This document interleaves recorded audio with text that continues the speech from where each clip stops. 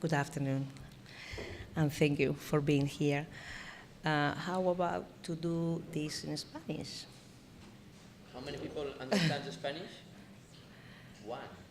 Okay, I think it's better. Dos más, sí que hay dos más. English is better. What do you think? Can you do it? ¿Eh? ¿Quieres hacerlo en inglés? Sí.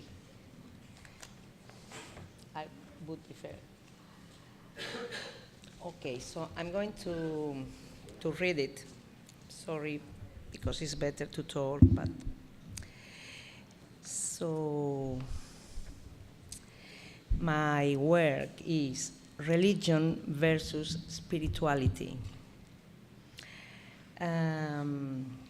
It's a reflection that I made myself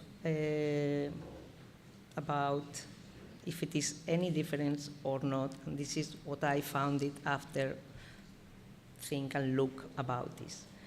So, following the darkness of the first half of the 20th century, humanity's evolution began to flow in the direction of a total search for new, unexplored, and never before reached areas of knowledge, not only in the fields of politics, human rights, and science, in all its areas, but also in music, culture, and knowledge with a capital K.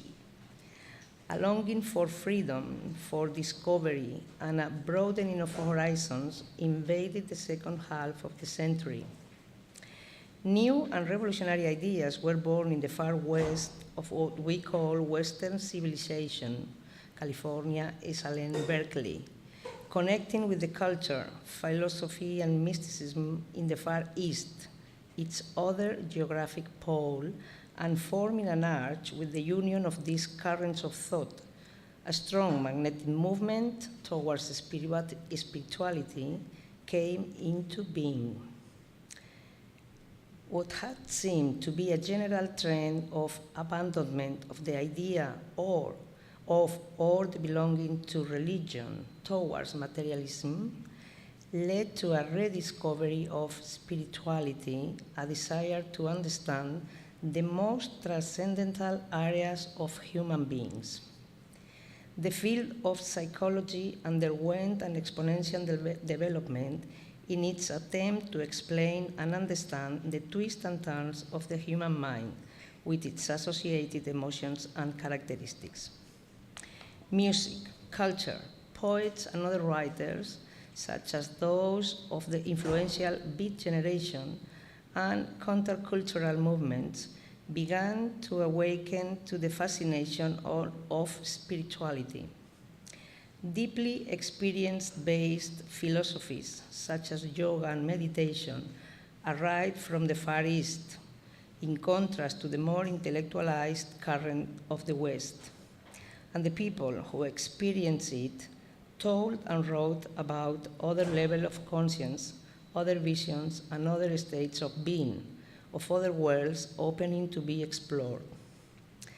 Since the time seemed ready for the opening of the ancient arcanum, sacred plants, ayahuasca, peyote, made their presence too.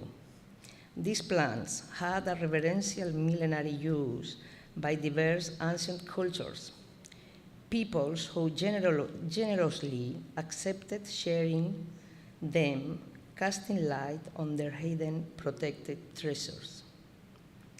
And through them, we discovered the awesome wonder of ineffable worlds which they have the power to lead us to. Following the enormous popularity of the books of Don Juan, of the controverted Carlos Castaneda, it seemed that these new dimensions were within reach of whomever looked for them. Spiritual vibration floated in the air, a longing for knowledge. A large part of the whole generation was caught up in this movement, or found it without looking for it, since it was a flow which seemed to come out to meet us and which subverted all of our previous ways of thinking. Unchained from the oppressive links of religion, we threw ourselves into a search for freedom and of a kind of knowledge based on spirituality. The difference between religion and spirituality was clearly felt. This was mainly not a movement towards religion, but an opening to a kind of spirituality based on experience and experimentation, on practices and concepts taught by distant and ancient cultures. But what was the overwhelming new element which made such a difference, which was and continues to be so magnetic? Experimentation.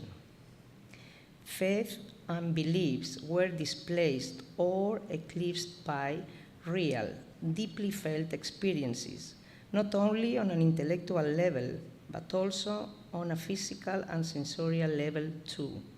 The new proposal included experiencing modified states of feeling and consciousness through diverse techniques of meditation, yoga, qigong, etc., and of course through sacred plants. In the last 25 years of the 28th century, these plants broke through the barriers of their natural habitats, emerging with growing strength and playing a significant role in the unending journey toward the conscious. Because from this point on, conscience is what I'm really referring when I speak about spirituality. And this is where we can find an important difference between religion and spirituality.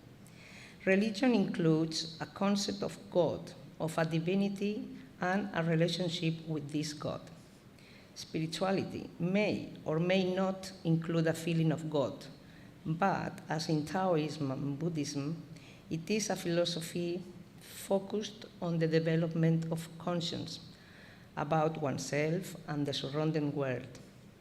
The increased conscience is invariably directed towards progressive improvement, goodness, and compassion. When people come together to share their spiritual experience and do so according to certain means and ways, they create rituals. When these rituals are structured into rules and the participants are organized by norms and hierarchies, they become religions. In their pure and innocent first stages, religions organize the structures to facilitate the joyful act of sharing and deepening their experiences, and study the philosophical base that sustains them and keeps them alive. Contrary to religion, spirituality consists of a challenge of individual freedom, or searching for paths that lead us to that diffuse goal called self-knowledge, transformation, or evolution of the human being, eager to transcend their suffering, to reach healing, expansion, well-being, connectiveness, and happiness. But religion can become dogmatic and rigid, and can thus block the real evolutionary process, same as present spirituality can turn into superficial relativism and weak compromise and impede evolution toward real conscience as well. Evolving towards conscience of the whole human being that we are, towards knowledge of universal laws and ethics, is what the spiritual process is all about. We can define the basic characteristics of religion and spirituality. Religion is presence and conscience of the sacred. According to the theologist Rudolf Otto, a German of the 19th century, in its book, The Idea of the Sacred, the essence of religious conscience is based on reverential fear of the unknown, mysterium, which overpowers, tremendum, irresistibly attracts, fascinates. Spirituality can be associated with a search for the meaning of life that transcends the material world. opposition between the material and the spirit, between the interior and outside worlds. It aspires to elevate spirit over matter and the body. It is usually related to freeing the soul trapped in or dominated by matter and the body. Soul, that, whatever it is, but which we live, feel, move, and understand. This is the definition of Aristotle. The human soul is called mind, where conscience and understanding come from. Understanding is the faculty of the phenomenon of conscience. This is St. Thomas Aquino. Definition. Mysticism is a state of religious perfection that consists of the union of the soul with God through contemplation and love. The perfecting the human being in order to achieve their final supernatural level, achieving the maximum level of conscience. We can consider spirituality then to be more associated with an individual path coming from personal aspiration and search for meaning. Religion would come from a complex and intense feeling related to the triad of mysterium, tremendum, and fascinans, and of the reverential meeting of those who share that feeling in the belief in the cosmogony that is based on. In the history of human thought, spiritual currents citas, ¿cómo se dice? Quotes. In the history of human thought, spiritual currents are deeply rooted at all times, but especially at the times of greatest progress and splendor. There is no people that has no religion, some form of spirituality linked to a belief in the existence of God and the survival of the soul. The tendency towards perfect happiness is natural to man. It is universal, constant, irresistible. It is the essence of man. The more perfect man is, the more he feels the desire for beauty, knowledge, and moral goodness, artists, scientists, and mystics. And having said all of these, one wonders what so many people who turn to this highly powerful substance that is ayahuasca are looking for. In what way does this substance change the minds of those who experience it? What happens afterwards? This important congress, which has gathered together great medicine men with religion, psychology, science, medicine, and pharmacology, apart from searchers, all sharing their knowledge about it, is an example of that afterwards. And ayahuasca, that surprising natural brew containing key substances which activate and open brain connections, comes to us dressed on multiple and different ways of presentation. It may take the form of rituals in movements that become religious phenomena, as in Santo Daime and the União Vegetal. It can stay in its original shamanic form of the one who knows, leading the experience of those who don't know. It can innovate by being included in psychotherapeutic worships as a tool for self-knowledge and self-understanding. It can have a purely spiritual or religious purpose, or a purely scientific or psychological one, without any kind of spiritual dimension. It can try to cure by way of intangible forces that it shows how to use.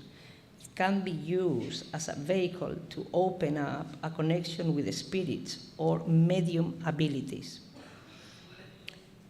And in all of this, on its multiple costumes, ayahuasca is never confused. It is itself, appearing as a powerful beacon that lights and guides knowledge towards whatever it is focused on, be it spirit, psyche, or science. Ayahuasca is then a valuable element which at the same time stays unalterated in its effect of expanding consciousness and adapts itself gracefully and generously to whatever it can be used for. If we imagine a being, which is how some of the people of the Amazon, where it comes from, do, it is so versatile and generous that it can fill the distance between its sacred and reverential use in its original habitat of the hidden forest and its aseptic and dosified use in MRIs in a neuropharmacological laboratory. Meanwhile, we human beings, in our typical way, create compartmentalized areas of definition for it. Ayahuasca is a sacred medicine, it is religious, it is spirituality, it is psychological knowledge, it is scientific research. It offers everyone its light, its information, its ability to create knowledge. Therefore, it's highly interesting that we organize congresses like this one where we share the fields which work with it. Thank you very much.